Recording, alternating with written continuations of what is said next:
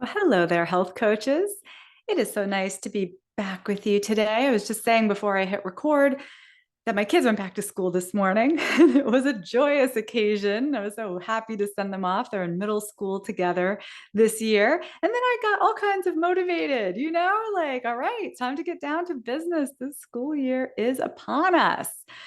So, if you're starting your business, or if you've been in business for a while, or I mean, even if you've been in business for a long time, there comes a point where either you're tired of hearing crickets, you're just feeling invisible. Is anybody feeling that way lately in your business where you're a health coach and you know how helpful health coaching is, but nobody seems to care at all? So that might be happening. And the other thing that happens pretty frequently is that you may have found that your first round of clients, like they just came to you. You had enough people in your circle of friends and family, they showed up, they raised their hand. This doesn't happen for everybody, but it happens for a lot of health coaches.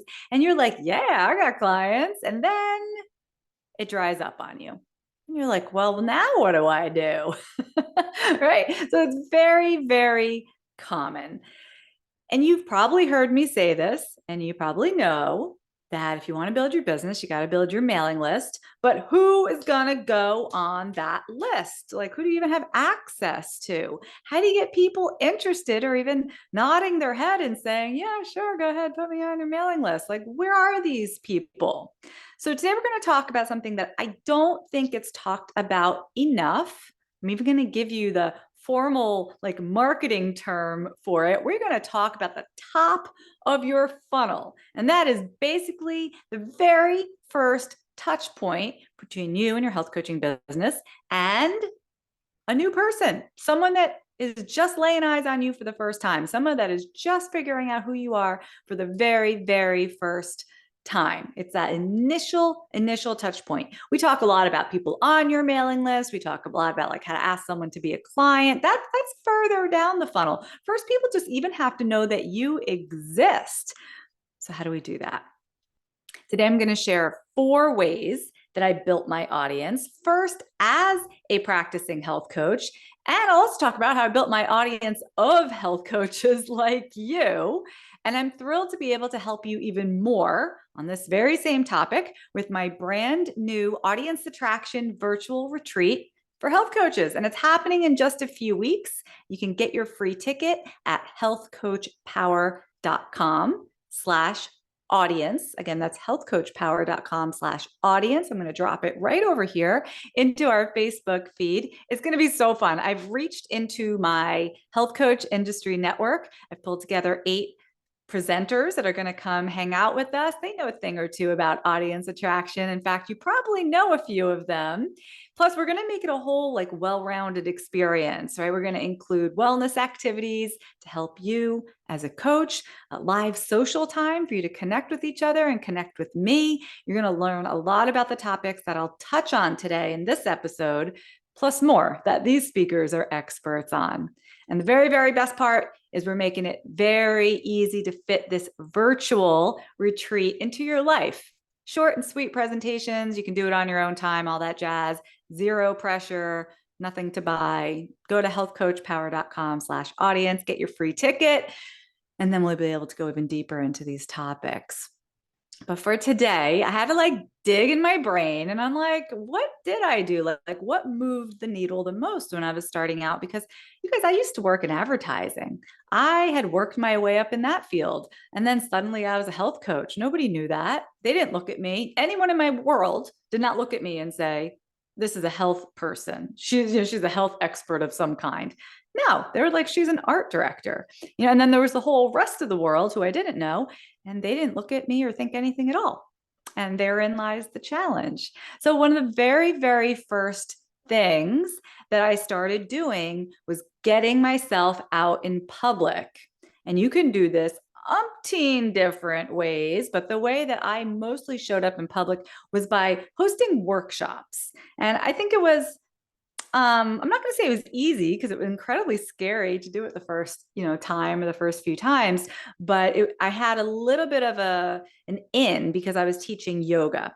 So I started doing workshops like at the yoga studios where I already taught, at the gyms where I already taught, but certainly branched out from there and thinking, where else could I hold this workshop? Where else can I, put myself in public? Could I put a table, at this fair? Could I set up a food demo in this location? And just a lot of reaching out, a lot of just trying to connect with people and physically in person, planting my body where there are other bodies so that we could possibly exchange some words. And it worked. Like if you did nothing else and all you did was show up like that multiple times a month for sure, this isn't like a one and done thing, maybe even multiple times a week, you could build your entire business that way. And I know that I sometimes would meet someone and they'd be very interested in what I did and they'd become a paying client right away. That's the dream, right? That doesn't usually happen though. That's not why we're doing this stuff. We're doing it just to get that first initial touch point with people. Some down the line will become clients. Some will tell their friends about you. Some will say, I have an event coming up at my work. Like, do you think you can come speak? They're going to connect you to other opportunities. So any kind of public speaking, live workshops, live demos, anything where you are interacting in person with brand new faces, these are the things you want to get on your calendar. So I'm going to suggest you do that at any point in your career, right? This is not just if you're new to health coaching. This is at any point. I was just talking to my friend Andrea Beeman, who some of you may know, and Andrea is going to be part of our audience attraction retreat. And Andrea is an amazing public speaker. And Andrea has been in the health coaching field for like 25 years. I mean, she's the OG. And Andrea is still doing every public speaking event. If you ask her to do something, I bet 9 times out of 10, she says yes, because she's always got some kind of speaking engagement going on, including hanging out with us. So I was so happy to be able to speak with someone who's been doing it even longer than I have. And, her biggest advice, and you'll hear what she has to say, inside of the retreat presentation, but she was like, it just takes practice. It's always going to be scary at first. And some places are going to say, no, we're not interested for one reason or another. And you just got to keep trying. And then it gets easier and easier, just like anything in life. Right. So putting yourself in public, speaking words out loud in public, this is the quickest way for people to get to know you, right? We do a lot on screens, but like if I feel like I've been beating this drum for like a year or two now, and I'm not going to stop. Marketing yourself as a health coach does not begin and end on Instagram. It just does not. Okay. So this is something that I know works like exceedingly well for me, and it's still working for health coaches who are getting themselves out there. All right. Let's see what you guys are saying, by the way. I got a couple of yeses when I asked earlier, does anybody feel invisible? Right. And you know what? Some days I still feel invisible, like even now that there's thousands and thousands in our community, in my audience. And some days, maybe especially during the summer when it's a little slow or like on holiday or something like that, I'm like, boy, it's crickets out there. So it does come in waves sometimes, but if you are consistently hearing nothing but crickets, my goodness, go get yourself out in public. Lisa is saying over here, yes, the yoga studios here are owned by health and nutrition coaches or have their own. Well, that is certainly not true of all yoga studios. Keep looking, and then you're also going to think about Pilates studios and gyms and spas and massage places and somebody who's doing Reiki, anyone who has a space and an audience. I'm even thinking of one of our coaches. She used to do a ton of workshops through the local like continuing education center. And they even had they had a nice, beautiful kitchen. She could do cooking classes. She could teach classes on various topics. That's another way to get yourself out in public, right? So it's very easy to start doing the I can't because. There's 2 places I'm thinking of right now said no. I can't because I'm not at my perfect weight. Therefore, I can't show myself in public. You know what I think about that? For this episode, let's take all the I can't becauses, smash them up into a little ball, and we'll just throw them over there. You can pick them up later if you need them. You don't need them though. All right. The next thing I did, and this was huge, I kind of forgot about, I mean, I didn't forget that it happened, but I didn't think of it, hadn't thought about it recently and how pivotal it really was. But there's a lot to be said for networking. And that sounds scary and it sounds kind of corporate-y. And I hate, me personally, I hate networking events. Now that some of you are probably great at them. I know a lot of people do this kind of thing with a lot of success, just like I am more of an introvert by nature. And the idea of going to a straight up networking event makes me like break out in hives. So that was never so much my jam, but networking can be done so many different ways. It can be as simple as like picking up your phone and texting somebody that you haven't heard from in a while, or scheduling a time to catch up, a phone, Zoom, or getting a cup of coffee. It can be done, smaller settings, one person, two person, like three people, something like that. You don't have to walk into a room where a place is like, this is a networking event, right? Because here's what happened. And Mimi's asking, how are you networking? So, these days I actually have a little tool. It's called Dex. Let me see. I'll get a link for you guys on that. I think it's healthcoachpower.com/Dex. And that's funny. I just thought of that right now. Dex is like a Rolodex for modern day. So if you want to keep track of people that you've met and make sure that you do stay in touch with them, this has been a very helpful tool. It means just drop into their Facebook account and leave a note, like one of their pictures and say something, or send them a quick email. Haven't heard from you in a while. Do you want to get coffee sometime? That's also networking. And like I was saying, just texting someone you haven't heard from. Back in the day when I first started my business, I had been laid off from advertising. This was 2008, when like everybody was getting laid off from advertising and many fields. And I didn't know where to get clients. I don't know what I was doing, but I was on Twitter at the time, and I tweeted or whatever. I sent a Twitter message or whatever they were called to a friend of mine who had also been laid off from the ad agency. And I was just like, what are you up to? What's keeping you busy? How are you spending your time? Right? That's just like a friendly note. It wasn't like networky, but it was, because my friend Eric said, well, actually, I'm working on a documentary about people who are laid off and what they're doing now. And I've been meaning to contact you because I'd like you to be in it. And I ended up being part of this documentary that got amazing press. We'll talk about that too, right? Like, it's hard sometimes for you to like get yourself in the newspaper or get yourself on TV by yourself. But if you connect with the right people who are doing the right things, you guys, I was on major news outlets. I was interviewed on NPR. I remember being so scared to do that interview. It was so much so fast in my career. It didn't lead to clients directly, right? Being in that documentary, but it got me noticed. It got me noticed by other opportunities. And all of these led to clients down the line. And it all started with a single little message to an acquaintance. So I bet you have acquaintances and you don't know. They might be putting together a documentary and they want you to be in it, or something else that you couldn't even dream of right now. So that was just an amazing example about how a very small thing that I did on a very particular day turned into a very big thing in my own business. What ended up happening, and again, it wouldn't really play out for many years. You're playing the long game here, guys. So initially I could have said, well, this was stupid. This was a waste of time. I don't have a roster full of clients to show for this, right? Just being in this documentary, who cares? Well, the school that I graduated from as a health coach was the Institute for Integrative Nutrition. They caught wind of this documentary. They put my face in their next brochure. This is back when things were still in paper and getting mailed through the US Postal Service. And so we'd get this brochure in the mail. There was my face, a little mention of how I had been featured in a documentary, because they were saying like, look, these are our successful graduates. These are the different things that they were doing. And suddenly health coaches started contacting me in droves. They wanted to hear about the school. They wanted to hear about my experience health coaching. They wanted to, and hello, what podcast am I talking on right now? Who am I talking to right now? It was the start of where my career eventually would go.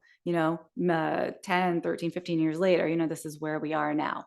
So even the opportunities that feel like nothing at the time, or feel like you don't know the significance of at the time, boy, does it snowball. It really does. It's such a cool thing. All right. The next thing I want to talk about, I'm just glancing over here at our comments. We're still talking about different ways to network. But here's something that you can do from the comfort of your own home without having to talk to anyone at all. And you shouldn't pick one of the things I'm talking about today, or one of the things that we're going to cover during the retreat later this month. You should be doing many of them. Some where you're talking to people, some where you're connecting with people, and some like this one, you can sit right in your chair in front of your desk and create content. So content creation was a huge piece of how I built an audience. I was going to say starting on day one, but no, starting before day one, before I even had a health coaching business, I had started a blog about whatever I wanted to write about, whatever my little heart desired. It was like 2006. Blogging was still quite new. And I would just write about whatever healthy food I was excited about, or healthy recipe I had just made, or whatever. I didn't have any strategy at all. These days, we put a lot more thought into the type of content that I'm producing here on the podcast and the way that it gets published on my website, etc. But the point is consistent content. And I'm talking about publishing something once a week, maybe more, will, again, over time, not in the first day, not in the first week or the first month, but over time, you'll create a following. You'll create people that are looking forward to the next episode that you put out. You'll look for, there'll be people who are like, I've tried all the recipes on your blog. I couldn't believe it that people are actually reading and then taking action and doing the things. And this created this fan base for me. So again, this is something you can start now, or if you've already started, keep going, because it's not going to pay off immediately. And you're going to think, is this worth my time? But if you're putting effort in consistently to create useful content that aligns with what people are actually looking for and need and are interested in, and if you can make it kind of fun, otherwise, like nutrition and health, it can feel kind of boring if you're not health nerds like us, to like the rest of the population. They can be like, snore, she's talking about macros again, but if you can make it a bit fun, a bit entertaining, and also something that's useful and valuable to someone, they're going to read it. They're going to look forward to your next episode or your next post. They're going to share it with their friends, and you will build that following. I cannot stress this enough. And we will be talking about more about content during the virtual retreat for sure. Content could be, like I said, a blog, a podcast. It could be a YouTube channel, and it could even be on social media. But anywhere that you are like very consistently showing up, and it's not just like a silly picture of your dog or like, here's what I ate for breakfast, but something that's actually like thoughtful and make someone go, like that's worth a follow. I'm going to send that to someone, that like makes them think a little bit, maybe makes them laugh. This is where the really juicy parts are of content creation. Is anybody who's here live with me, are any of you already creating content in any form? I know it's easy to say, oh, it's saturated. There's already so many health and wellness blogs. There's already so many health and wellness podcasts. But the truth is that a very, very tiny percentage stick with it. So if you can keep going past month one, past month two, now you're on year one, year two, year three, it just, very, very few people are left at that point. And then it's really not that competitive at all, but it is a long game. So stick with. Okay, Luke says, yes, Instagram and Facebook. Luke, I want you to think about long form content on a platform that is more evergreen in nature, in addition to maybe what you're doing on social media there. Ellen said she wrote her first guest article. That's another fantastic way of getting yourself in front of new eyes, right? New eyes are important because when it's like your own blog, this is great. You will create a following. But if you're writing for another publication and they already have all their readers, look at all those new people that are going to be reading your words, right? And that gives you street cred. That is an amazing step to take, Ellen. I'm very, very proud of you. And so last but not least, let's talk about social media. I did say earlier, it's not the end all be all to building your health coaching practice. If you had a pie, we're going to do some fractions, and we cut the pie in half, I wouldn't even give half your pie to social media. I just wouldn't, unless you love it so much and you are so into it and you just like live and breathe the algorithm. I wouldn't even give half your marketing pie to social media. I think it's a slow road. I think it's a misleading road. I think it's not very good for your health, for as health coaches, for us to be on social media all day. So it is something to include. Maybe give it a quarter of your marketing pie. That's my advice to you, because every coach I feel like comes out of health coaching school lately and it's like, well, it's all going to be about Instagram. I got to get on Instagram. That's how I'm going to build my following. Like, got to go get those hashtags and like agonize all day over like one post that nobody looks at because you have no followers. Let's just say what it is. It's one tool in the marketing toolbox, and I have used it to build my business. So like I told you earlier, when I contacted my friend Eric, I did it through Twitter. Well, that's social media, isn't it? And then one time there was this woman looking for a health writer. She wanted guest articles like what Ellen just did. And that's really all she said. She said she was looking for a health expert to contribute like a weekly article. And I wrote to her and said, I would love to do that. I had never done anything like that before, but she didn't say anything about having to be a licensed medical professional or have any fancy letters after my name. So I figured I must qualify. And she said, great. And I got that gig. And through that gig, I got access to tons more women that I never would have reached otherwise. So that was also through social media. So that was sort of networking / social media. And then there's been the occasional, I used the right hashtag and someone was following that hashtag and they saw what I had to offer and they bought it. And that happens 0.1% of the time. Okay. I want to be real clear about expectations when it comes to social media. We got it? Because I don't want you wasting time. Kathy said, has your blog grown in followers? Or maybe she's talking to someone else in this thread, but I'm going to answer the question anyway. Well, I don't have the same blog that I did in the beginning, of course, but when I was and I was not podcasting at the time, but I was blogging consistently and, getting better at it every time, just incrementally getting better at it. You should have seen the first pictures that I ever put on my blog. I mean, it's like I never heard of lighting in my life. So it was just incrementally getting better and better. And the traffic to my website was growing tremendously because people would be searching for something.